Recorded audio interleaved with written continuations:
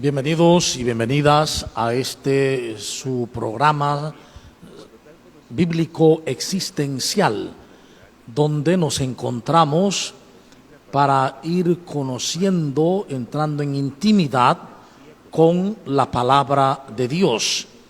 Y estamos estudiando, compartiendo la primera epístola a los tesalonicenses, recordando que es la carta más antigua que se conoce de San Pablo, y en la cual hay unas ideas sobre la venida de Jesucristo, sobre cómo ha de vivir la comunidad cristiana, que luego se van modificando en la segunda epístola.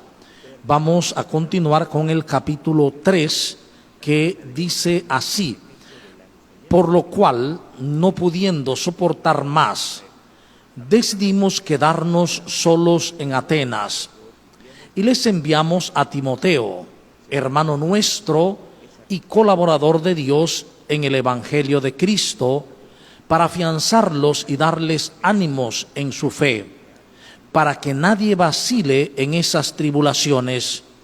Bien saben que este es nuestro destino. Ya cuando estábamos con ustedes, les predicamos y les predecíamos que íbamos a sufrir tribulaciones, y es lo que ha sucedido, como saben. Por lo cual también yo, no pudiendo soportar ya más, le envié para tener noticias de su fe, no fuera que el tentador los hubiera tentado y que nuestro trabajo quedara reducido a la nada. Nos acaba de llegar de ahí Timoteo y nos ha traído buenas noticias de su fe y su caridad, y dice que conservan siempre buen recuerdo de nosotros y que desean vernos así como nosotros a ustedes.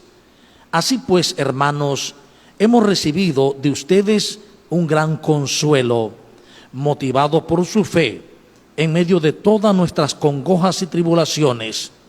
Ahora sí que vivimos, pues permanecen firmes en el Señor. ¿Y cómo podremos agradecer a Dios por ustedes, por todo el gozo que por causa suya experimentamos ante nuestro Dios? Noche y día le pedimos insistentemente poder ver su rostro y completar lo que falta a su fe. Que Dios mismo, nuestro Padre y nuestro Señor Jesús, orienten nuestros pasos hacia ustedes. En cuanto a ustedes, que el Señor les haga progresar y sobreabundar en el amor de unos con otros y en el amor para con todos, como en nuestro amor para con ustedes, para que se consoliden sus corazones con santidad irreprochable ante Dios, nuestro Padre, en la venida de nuestro Señor Jesucristo con todos sus santos.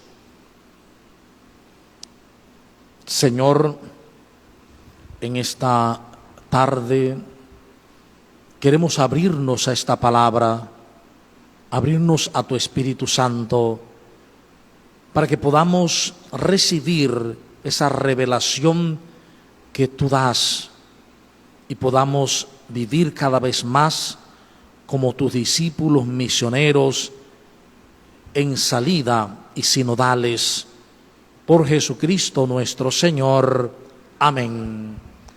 Muy bien, este capítulo 3, bastante corto, pero lleno de una profunda actividad de sentimientos, una actividad de movimientos interiores. Recordemos que las epístolas, las cartas, cuando se escriben, es decir, cuando Pablo escribe estas cartas, él no está pensando que es palabra de Dios. Él está escribiendo unas cartas a unas comunidades en situaciones diversas, con problemas diversos. Y está citando, sí, la revelación del Antiguo Testamento, que es a lo que él le llama la palabra de Dios. Es posteriormente cuando la iglesia descubre en estas cartas la revelación y la continuidad de la acción de Jesús en las comunidades. Y mirando esos mensajes se llega a la conclusión que también es revelación, que es palabra de Dios. Entonces vamos a situarnos en la situación de una comunidad llamada Tesalónica, que aún sigue llamándose igual en Grecia, Tesalónica. Dice Pablo: por lo cual, no pudiendo soportar más, decidimos quedarnos solos en Atenas. Y les enviamos a Timoteo, hermano nuestro y colaborador de Dios en el Evangelio de Cristo. Encontramos siempre en Pablo una preocupación pastoral. Es decir, a Pablo le interesa lo que está viviendo la comunidad, lo que está sufriendo la comunidad, lo que está experimentando la comunidad. Dice, y no soportando más, se queda solo en Atenas y envía a su compañero Timoteo, colaborador de Dios en el Evangelio de Cristo. Es decir, somos colaboradores de Dios en el Evangelio, en la buena nueva del triunfo de Jesucristo. Y dice el texto, para afianzarlos y darles ánimos en su fe. O sea, la primera intención por la cual Pablo y compañía envían a Timoteo, y la preocupación que tiene es la fe de la comunidad. Entonces, para afianzar esa fe, ha enviado precisamente a Timoteo, dice, y para que nadie vacile en esas tribulaciones. Es decir, en las tribulaciones del tipo que sean, cuando hay problemas, cuando hay situaciones adversas, está la gran tentación de frustrarse y de abandonar la fe, de poner la confianza no en Dios sino en los hombres, en aquello que los hombres han valorado. Entonces por eso él le preocupaba, dice, y ha mandado para que nadie vacile en las tribulaciones. Bien saben que este es nuestro destino. ¿Cuál es el destino del que habla Pablo? Dar testimonio del Evangelio. Y por lo tanto, ante el testimonio del Evangelio, ante el anuncio del reinado de Dios y de Cristo, pueden venir persecuciones, atentados, odios, sufrimiento, etcétera, ¿no? Dice, pero es que nuestro destino es llevar la salvación, es anunciar la salvación. Ese es nuestro destino, esa es nuestra función. Entonces, hoy, en las comunidades cristianas, valdría la pena preguntarnos si estamos claros en nuestra función. Estamos claros en la comunidad cristiana de hoy que nuestra función es la salvación. Es llevar a la gente un mensaje donde se enteren, se den cuenta de la salvación amorosa de Dios. Es decir, nuestra función en las comunidades no es juzgar a los demás, no es condenar a los otros, no es estar hablando de los demás, no es estar bochinchando, no es estar juzgando, no guardar resentimientos. Esa no es la función. No estar guardando resentimientos. Nuestra función es una: la salvación. Y la salvación es lo mismo que el perdón, que es pasar todo por alto. Cuando Jesús dice, Padre, perdona a los que no saben lo que hacen, a los que le están clavando, lo que Jesús dice es, Padre, sálvalos. Es lo mismo. La salvación es el perdón, es pasar por alto. Por lo tanto, en las comunidades de hoy podemos tener la tentación también de, ante la tribulación, ante los problemas, olvidar la función. Olvidar que nuestro camino es anunciar la salvación de Dios. que no es otra cosa que vida abundante, vida verdadera. Dice, por esto dice, ya cuando estábamos con ustedes, les precedíamos y les decíamos que íbamos a sufrir tribulaciones. Claro, ellos se enfrentaron a un modo cultural distinto al nuestro. Había una serie de creencias, de religiones, de filosofías en el mundo griego. Estaba, recuerden, todo el Olimpo, por así decirlo, ¿no? Estaba ese conjunto de dioses y diosas. Anunciar a Dios y a Jesucristo su enviado era en cierta forma ir contra la cultura religiosa de esos pueblos. Por lo tanto, eso podía traer persecución y hasta muerte. Dice, yo se los dije, que optar por Jesús, optar por la verdad, puede traernos persecuciones. Y esto es válido hoy también. Optar por Jesús, optar por la verdad, puede traer consigo persecuciones. Porque el mundo del error de inmediato reacciona cuando la verdad empieza a emerger, empieza a surgir. Y dice, por lo cual también yo, versículo dice 5, no pudiendo soportar ya más, lo envié para tener noticias de su fe a Timoteo, ¿no? Ya no soportaba más.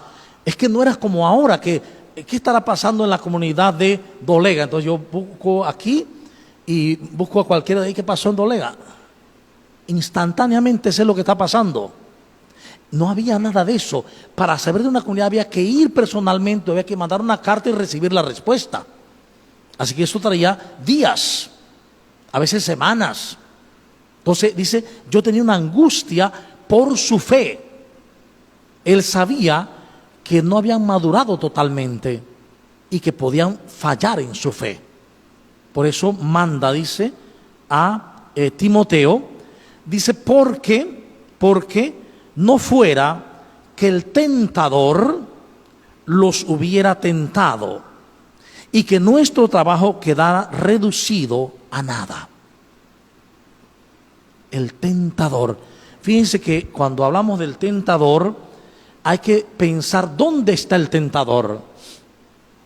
El tentador nos aparece en una persona, en una cosa, en un acontecimiento, o el tentador y la tentación se dan dentro de nosotros. ¿Dónde se da realmente la tentación? Fíjense, para que haya tentación se dan algunos pasos. El primer paso es un pensamiento. Es un pensamiento que da otra posibilidad, que no es la que Dios da. Es un pensamiento, es lo primero. Un pensamiento que me dice, puedo hacer las cosas fuera de la voluntad de Dios. En síntesis, ese pensamiento sale como hacer esto o hacer lo otro. Luego que sale el pensamiento, surge un sentimiento que me invita a hacer lo que el pensamiento me dijo. Y luego está la acción, que ya la caída en la tentación. Entonces, la tentación tiene como 3 estadios. Primero, el pensamiento, luego el sentimiento y luego ya la acción como caída. Entonces, él dice, el tentador pudo tentarlos. ¿Quién me está tentando? ¿Alguien me está tentando o es mi pensamiento acerca de ese alguien? Algo me está tentando, es mi pensamiento acerca de ese algo. Es que me gustan, por ejemplo, los chocolates y soy alérgico a los chocolates. Por ejemplo, ¿no? Alérgico a los chocolates, pero me encantan los chocolates. Entonces me ponen los chocolates enfrente. Entonces, ¿me estás tentando? No, tú pusiste los chocolates. es mi pensamiento acerca de los chocolates el que me va a tentar. Qué ganas de hacerlo. Puedo hacerlo, quiero hacerlo, siento ganas de hacerlo. El sentimiento, los agarré y comí. Entonces por eso dice, el miedo era que el tentador los hubiera tentado. Y que nuestro trabajo quedara reducido en nada. Claro, una de las tentaciones era dejar a Jesucristo y seguir el camino de los dioses romanos, o romanos, en este caso los dioses griegos. Una de las grandes tentaciones. Y la más grande tentación humana es la misma tentación de Israel en el desierto. Es la misma que decimos, no nos dejes caer en la tentación. ¿Cuál es la tentación? Dejar al Dios verdadero por un Dios falso. Es la idolatría, la mayor tentación. Dejar de confiar en Dios para empezar a confiar en hombres, en cosas, en medios, la gran tentación. Y cuando uno cede a esa tentación y empieza a poner la confianza en el dinero o en el poder o en el prestigio, lo que sucede es que simplemente me sesgo del amor. Dios sigue amándome, sigue atrayéndome con hilos de ternura y cuerdas de amor, pero yo me he sesgado de la verdad. Por lo tanto, vivo en el error y vivo en la esclavitud, porque el error siempre hace esclavos, mientras que la verdad siempre hace libres. Entonces, Pablo estaba preocupado que esa comunidad se fuera de la luz a la oscuridad, de la verdad al error. Entonces, ¿qué pasa? Dice el texto que dice, nos acaba de llegar de ahí Timoteo, lo había mandado. Miren que aquí en este espacio al otro hay un espacio de tiempo. En el versículo 5 al 6 hay un espacio de tiempo. Se ha dicho, por eso le enviamos a Timoteo. Ahora dice, nos acaba de llegar. Nos acaba de llegar de ahí Timoteo y nos ha traído buenas noticias de su fe. Les ha dicho, la gente está creyendo en Dios, están siguiendo el camino de Jesús, están perseverando en su fe. Primera noticia, han continuado su fe. Y de inmediato hay otra noticia que está unida. Dice, y en su amor han perseverado en su fe y en su caridad. Es decir, perseverar en la fe trae como consecuencia una vida en la caridad. Si no persevero en la fe, me aparto de la caridad. La fe me lleva a vivir una vida en caridad, la vida en el amor de Dios. Entonces, la pregunta hoy es, ¿nuestras comunidades están perseverando en la fe? ¿Están perseverando en la caridad? ¿Estamos perseverando realmente en la fe auténtica, dejando los ídolos, creyendo en que Dios es nuestra esperanza? ¿Estamos realmente allí? ¿Estamos perseverando en la caridad? Y vamos a ver después qué significa eso de la caridad, ¿no? Dice el texto, y dice que conservan siempre buen recuerdo de nosotros. No están hablando mal de sus pastores. No están juzgando sus pastores, porque no nos visita, porque no está con nosotros, ¿ve? Tienen buen recuerdo de nosotros. Además dice, y que desean vernos, así como nosotros a ustedes. Es decir, hay un verdadero crecimiento en el amor, porque hay caridad. Tanto de ellos hacia Pablo, el pastor e iniciador de la comunidad, como de Pablo hacia ellos. No hay esas pugnas entre pueblo y pastores. Hay una unidad, hay una sinodalidad, hay un camino unidos en la misma dirección. ¿Qué más dice? Así pues, hermanos, hemos recibido de ustedes un gran consuelo. El darnos cuenta que estaban en la fe y que perseveraban en la caridad es un gran consuelo para nosotros. Es más, motivado por su fe en medio de todas nuestras congojas y tribulaciones. Es decir, Pablo está experimentando tribulaciones en Atenas. Entonces, la buena nueva de ustedes nos ha dado ánimo, nos ha dado esperanza. Es decir, también Pablo, aunque es pastor, puede flaquear y perder el ánimo. Entonces, la experiencia de amor de una comunidad le levanta el ánimo, le recuerda que Dios es fiel, que aunque haya problemas, situaciones, Dios permanece siempre fiel, siempre con nosotros. Dice, ahora sí que vivimos, pues permanecemos firmes en el Señor. Esta frase es contundente. Ahora sí que vivimos, porque permanecemos firmes en el Señor. Cuando yo no estoy firme en el Señor, yo no vivo. Por una sencilla razón. Cuando no permanecemos firmes en el Señor, entra el tentador, el pensamiento tentador, y nos lleva al desamor. Y cuando nos lleva al desamor, estamos muertos. En esto conocemos que hemos pasado de la muerte a la vida, en que amamos a los hermanos. Quien no ama permanece en la muerte. Primera de Juan 3, 14 y siguientes. Por eso dice, ahora sí que vivimos. Es decir, ahora tenemos una vida plena, verdadera, profunda. ¿Por qué? Porque estamos confiando plenamente en Dios, plenamente en el Señor. ¿Y cómo podremos agradecer a Dios, versículo 9, por ustedes? Por todo el gozo que por causa suya experimentamos ante nuestro Dios. Pablo en esta pregunta está diciendo algo muy simple. ¿Cómo agradecer a Dios el tesoro y el regalo que son ustedes? ¿Cómo agradecer a Dios? ¿Cómo hacerlo? Dándome cuenta que ustedes son un tesoro divino, un regalo de Dios para mí y para todos.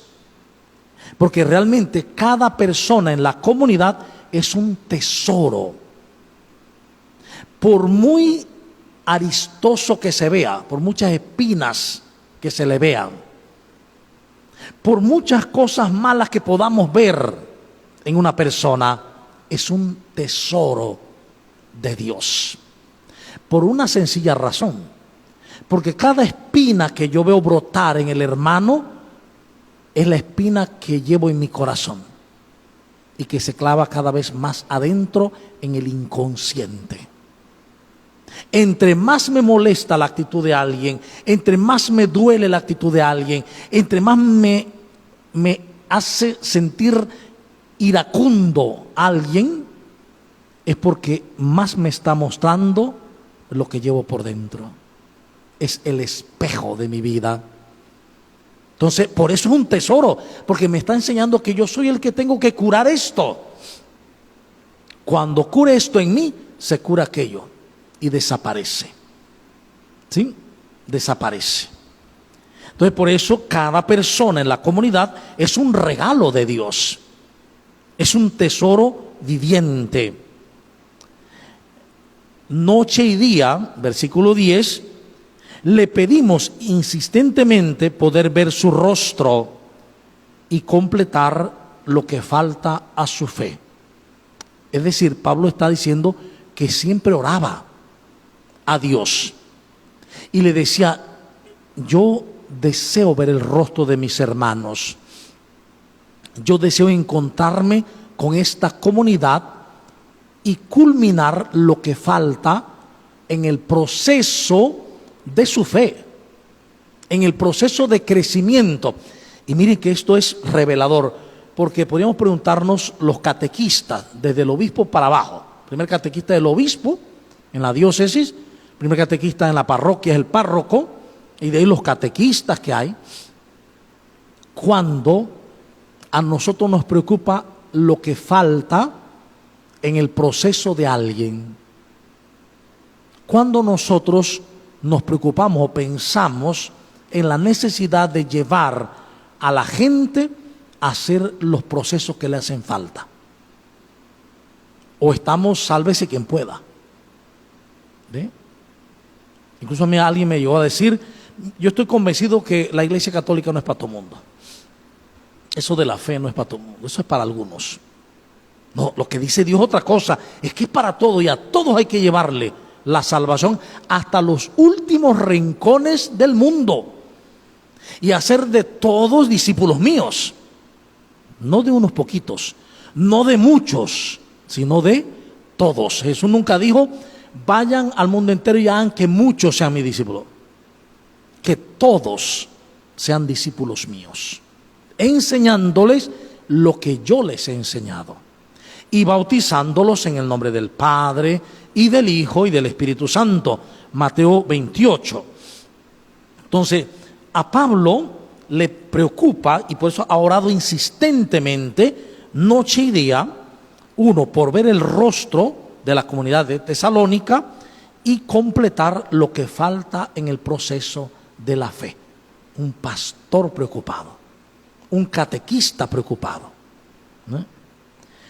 Y miren, dice el texto, que Dios mismo, nuestro Padre, y nuestro Señor Jesús orienten nuestros pasos hacia ustedes. Otro detalle: Él no está empecinado en ir y que voy porque voy. No, yo deseo ir. Yo oro por ir, pero dejo que tú conduzcas mis pasos. No voy a forzar nada. En las comunidades no se forza nada.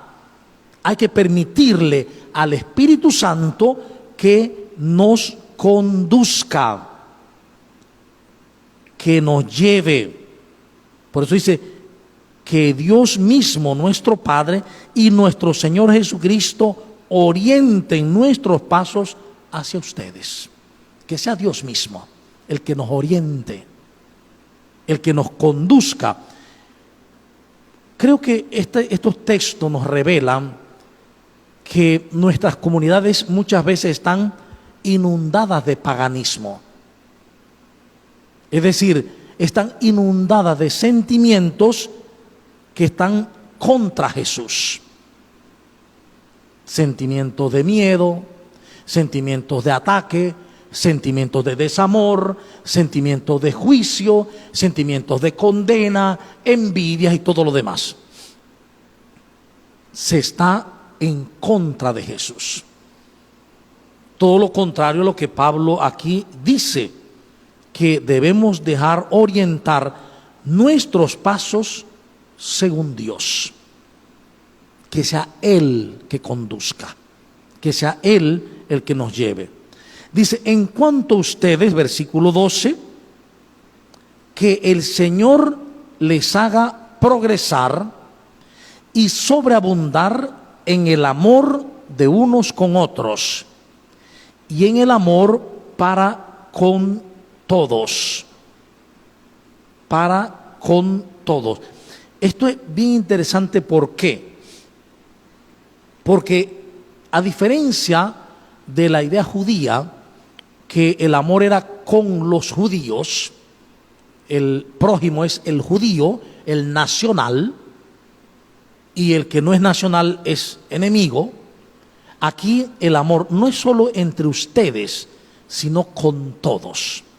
El deseo de Pablo, dice, para con Dios, que es un deseo para con ellos, dice, es que el Señor, en cuanto a ustedes, que el Señor les haga progresar y sobreabundar en el amor de unos con otros. Imagínense,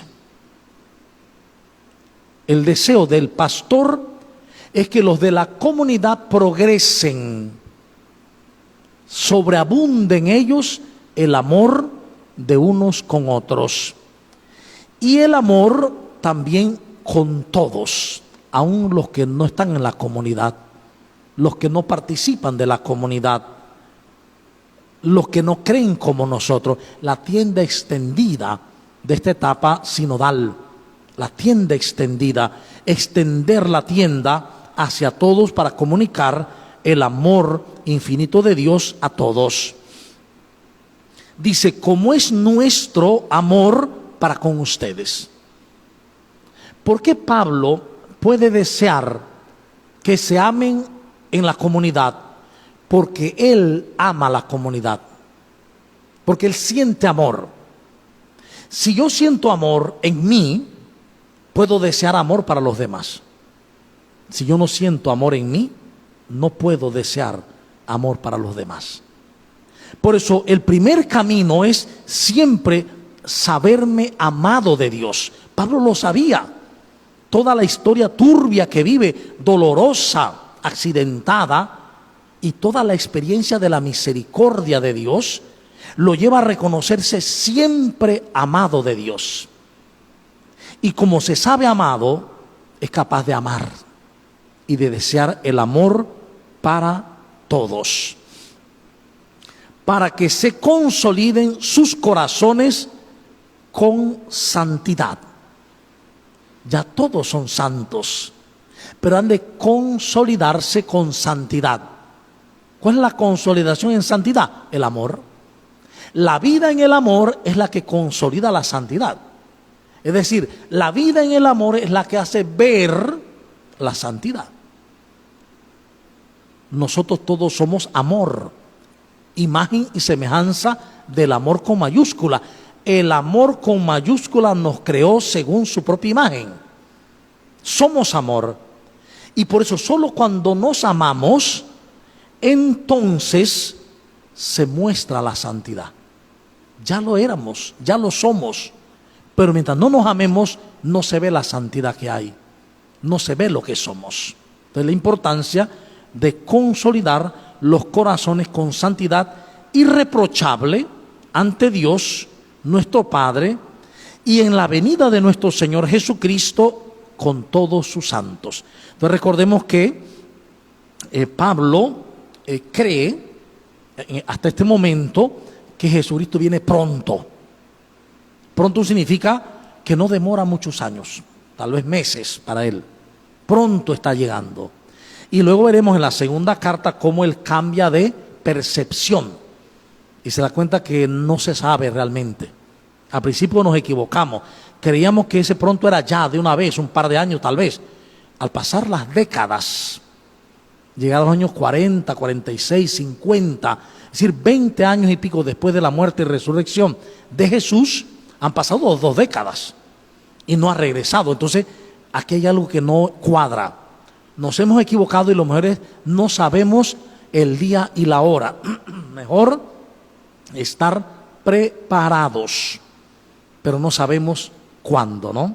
Entonces, es importante, fíjense, y cuán importante es para las comunidades de hoy mirar las vidas de las comunidades, la vida de la comunidad desde la experiencia de la vida de las comunidades, de la palabra, las comunidades bíblicas.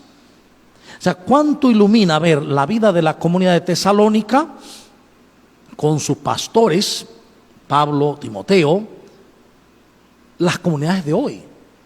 ¿Cómo podemos hoy en las comunidades nuevas, contemporáneas, asumir la vida que Pablo anuncia y desea para esa comunidad de Tesalónica? Una comunidad donde se crezca cada día en el amor. Ahí está como el centro de este capítulo, ahí está lo más fuerte, es el deseo de Pablo por el cual ora al Padre, que esa comunidad crezca día en día en el amor mutuo y en el amor a todos los demás. Es decir, una comunidad, como decía Aparecida 159, que debe ser un foco potente de irradiación del amor de Dios. Eso es realmente la iglesia. Nosotros creo que muchas veces, a mi manera de ver, hemos creído, hemos pensado que la iglesia es, por un lado, la construcción física. Por otro lado, los pastores, la iglesia es el obispo, los presbíteros, los diáconos, y de pronto los que ayudan ahí en la iglesia. Hemos perdido de vista que todos somos la iglesia. Todos los bautizados y bautizadas formamos la iglesia. La iglesia es un conglomerado, dice, de hombres y mujeres que seguimos el camino de Cristo el Señor. Esa es la iglesia. Entonces, esta iglesia tiene como fundamento, dice, mostrar, la iglesia es sacramento de Cristo, dice la Lumen Gentium del Concilio Vaticano II. Es decir, la iglesia debe mostrar en lo físico de la vida de la iglesia lo que no se ve de Cristo. Es decir, la iglesia debe mostrar el amor de su Señor. Para ser iglesia verdadera, la iglesia debe mostrar el amor de su Señor. Esto fue lo que Aparecida hizo tanto énfasis del 159 en adelante. La iglesia es comunión de amor y está llamada a reflejar el amor de su Señor. Entonces, si hoy hiciéramos un examen para la iglesia en conglomerado, ¿cómo saldríamos ese examen? ¿Somos realmente una comunidad de amor? ¿Estamos progresando en el amor? ¿Estamos creciendo en el amor mutuo? ¿O pasamos toda una vida cayendo y levantando y muchas veces lleno de desamor? Cuando una comunidad va creciendo en el amor mutuo y en el amor con todos, es una comunidad que crece, va aumentando en cantidad, porque ha aumentado en calidad. Entonces, al aumentar la calidad del amor, se aumenta la cantidad de personas. ¿Quién no quiere ir a participar de un grupo, de una comunidad donde se siente el amor, donde se refleja el amor de Dios, donde hablo con cualquiera y nadie hable mal del otro, donde todos nos concebimos un tesoro y donde cuando se ve a alguien caer, vemos la oportunidad de ejercer la misericordia, de ejercer la compasión? Nosotros muchas veces pedimos amor a Dios, como dice Todopoderoso 2, pero no nos manda rayos de amor, nos manda la oportunidad para amar. Podemos pedir comprensión, pero no nos manda rayos de comprensión, sino oportunidades para comprender. ¿Sí? Entonces, ese es el camino de la fe. Hoy, creo más que nunca, tenemos que volver a Jesús. Y este camino de la sinodalidad es ese volver a Jesús y a su proyecto que está centrado en el reinado de Dios, que no es otra cosa que el reinado del amor. Dios es amor, por tanto el reinado de Dios es el reinado del amor. Dejar reinar a Dios en nuestras vidas es dejar reinar el amor en nuestras vidas. Por eso tenemos que también descubrir con dolor, pero también con esperanza, que en muchas de nuestras comunidades no reina Dios. No lo hemos dejado reinar. Reina el tentador, reina el ego, reina nuestro yo falso. Por eso reina la envidia, el odio, el resentimiento, el juicio, el desamor, en resumen. Cuando dejamos reinar a Dios y Él reina en nosotros, el amor perfecto suyo echa fuera todo miedo. Y al echar fuera todo miedo, la comunidad brilla en el amor de su Señor. Entonces vamos a dejarlo hasta aquí y abrir pues paso para las preguntas, para las opiniones, etcétera, en este momento.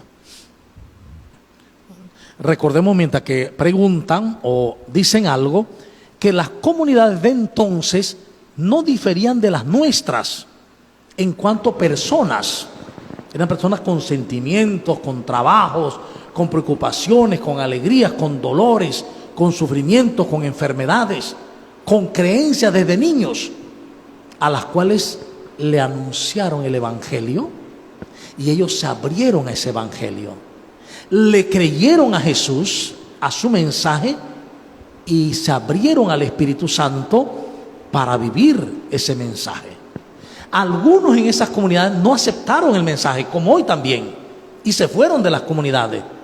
Otros en las comunidades siguieron hablando, juzgando, condenando, pero el camino no es quedarnos allí, es ir creciendo en el amor, ir creciendo cada día en el amor mutuo. Bien. Pensando un poco en la realidad nuestra, ¿verdad?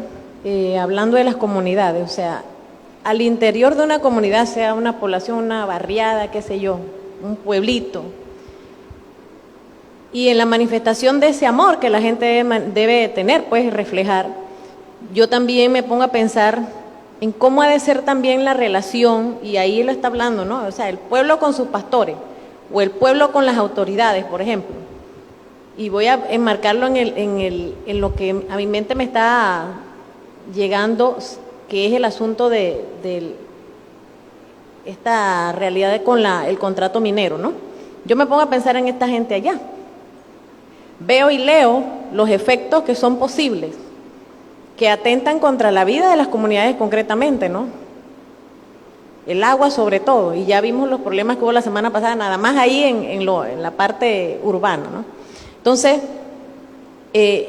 ¿cómo ha de ser entonces esa manifestación de una comunidad que ama a Jesús, que está fundada en la palabra y que a la vez está viendo, diría yo, amenazada su vida físico, terrena, temporal, pero es una amenaza latente y real la que se avecina, la que se observa? Entonces, independientemente de las intenciones que tengan aquellos, porque ya están hasta por escrito, ¿cómo actuaría una comunidad entonces así? ¿Cómo nos toca a nosotros también? Porque yo digo, yo estoy lejano, eso no es conmigo, ¿ves? Entonces, manifestaciones de amor. Bien, como dice Laudato Si del Papa Francisco, y habla de nuestra casa común, y cómo hay que cuidar la casa común, la tierra.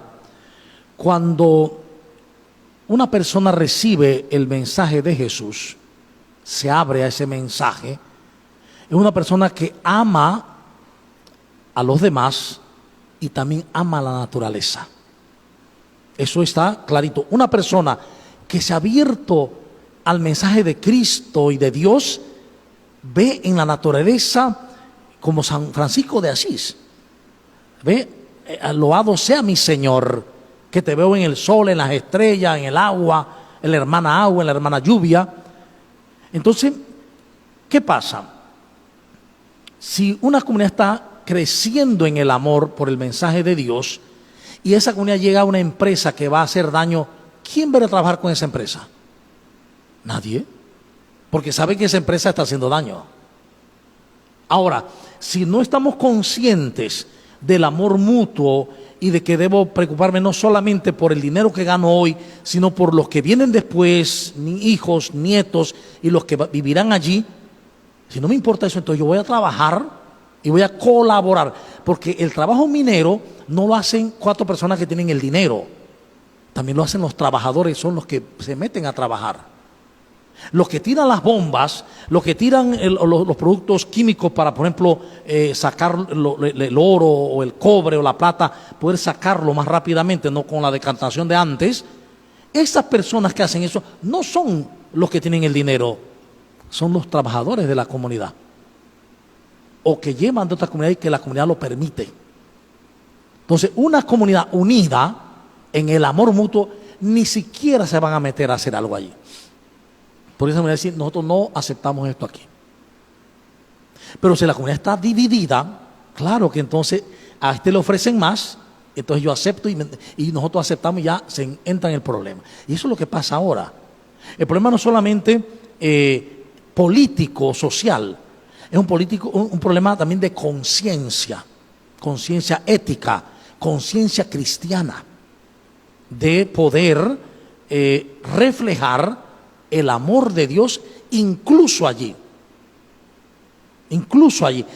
Claro, imagínense que digan, vamos a abrir una mina en Cerro Cuarto aquí, porque descubrieron que hay oro. Yo sabiendo las consecuencias que tiene, yo no puedo quedarme callado. Yo tengo que dar mi voz sobre esa situación desde el amor y de la búsqueda del bien de cada persona en esta localidad. Y en nombre de ese amor y en nombre de la vida y en nombre del bien, todos nos cerramos para trabajar allí. No vamos a permitir eso.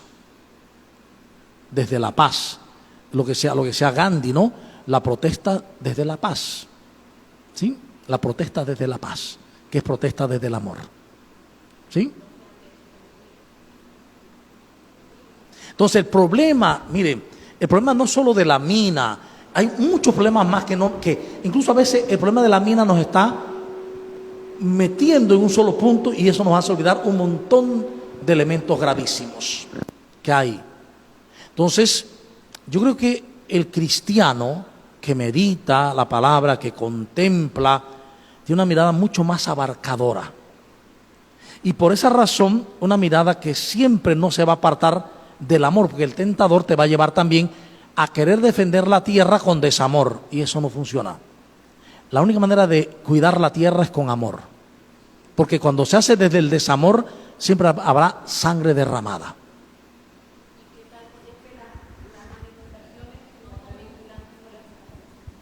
Entonces, las manifestaciones manipuladas, esas personas que se están manifestando desde la paz, desde la alegría del Señor resucitado, están alegres en el Señor resucitado, pero la alegría me lleva a querer que la alegría llegue a la tierra, a los árboles, al agua, que vibren, que todo esté bien. O llevo odio y resentimiento y braveza. Eso no funciona. A lo que me refiero es al método de consulta, por ejemplo, en este caso, ¿no? O sea, está, pero no es vinculante ni... Eso escapa de nosotros.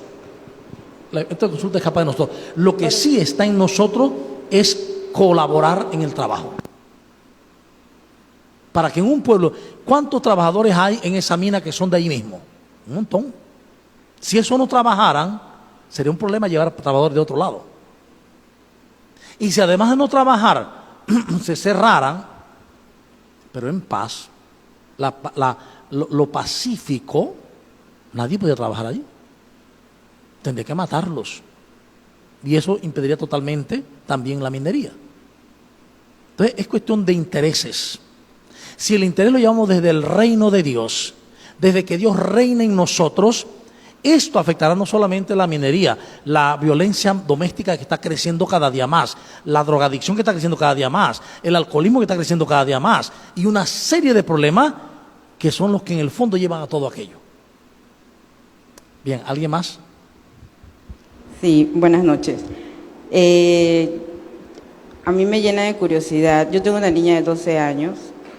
El tema es básicamente el mismo, el amor. Ella ha crecido en un hogar llena de amor, de confianza, de valores. Sin embargo, se le hace difícil interactuar, sobre todo con niños de su edad, porque no encuentra eso con lo que ella ha crecido. Y le cuesta mucho encajar. Es más, ella se siente la extraña, la rara, porque los niños que la rodean no se comportan o ella no percibe lo mismo que ella transmite. Sin embargo, ella me pregunta, ¿por qué, mamá, si a mí me enseñaron a respetar, a valorar y dar amor? Si yo transmito eso, si yo entrego eso, me gustaría recibir lo mismo. Sin embargo, pues no soy tratada de la misma manera. Aquí esto es lo mismo que decía Pablo, cuando seguimos a Jesús, cuando seguimos el camino de Dios, que es el camino del amor, tendremos persecución. pero el camino es seguir dando amor. Hay que llevar a madurar a la persona a que no espere amor. Lo grandioso es dar amor. La auténtica dicha está en dar amor. Porque en el momento en que espero amor, ya no estoy actuando desde el espíritu, sino desde el yo falso, las expectativas. Y estas expectativas me quiebran, me rompen y rompen el proyecto de amor en mí. Ahí es delicado. Hay que llevarla desde la palabra a que si los demás no te dan amor, recuerda que tú eres amor de Dios, que estás llena de amor, que eres amor y brilla en ese amor. Ajá.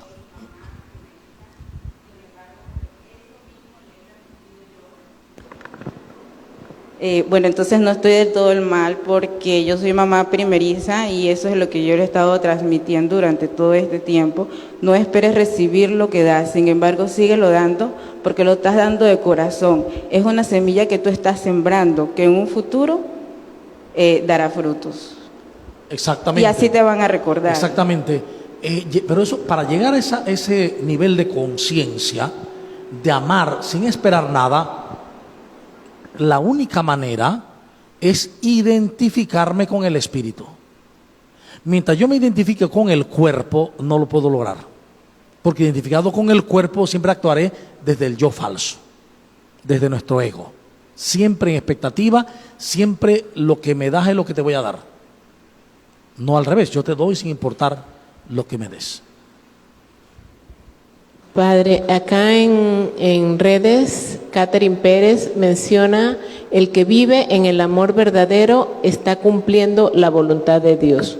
Exacto. Es más, Jesús dice que el que ama a Dios con el corazón, con el alma, con la fuerza, y el que ama al hermano como a sí mismo, ya cumple toda la ley y todos los profetas. Es decir, todo lo que está consignado en la Biblia. Si amo a mis hermanos, porque ya Juan avanzará más, dirá, es que nadie puede decir que ama a Dios a quien no ve, si no ama al hermano a quien ve, sin ser un mentiroso. Y es que amar a los hermanos es amar a Dios. Y por eso amar a los hermanos es cumplir toda la ley. El que ama cumple toda la ley. Padre, allí en eso, que bueno, esta palabra tan hermosa que nos está compartiendo en esta noche, en esta tarde, también me hacía reflexionar lo que usted mencionó antes de ese autoexamen que deberíamos hacernos y que si no los hacemos, sería pues interesante que cada día nos los hiciéramos para ver nosotros como iglesia, como comunidad, cómo estamos nosotros actuando, si realmente estamos siendo ese sacramento de Cristo, si estamos reflejando ese amor de Dios hacia los hermanos y si estamos atrayendo o si nos estamos hundiendo nosotros y con nosotros hundiendo a los demás, alejándolos en vez de acercarlos. Entonces siento que a veces en lugar de ver en el hermano que según nosotros está cayendo, está haciéndolo mal, ver qué estamos haciendo nosotros o qué podemos nosotros hacer mejor para ayudar a ese hermano y ayudar a otros. Es aprender la mirada de Cristo. Es lo que hay que hacer. Pero eso no hay que hacerlo a la fuerza. Tengo que hacerlo, no. Es permitirle a Dios mirar a través de mí. Es la mirada de Cristo cuando Zaqueo, él se queda en la casa de Zaqueo y todo el mundo dice, se quedó en la casa de un pecador y todos murmuraban.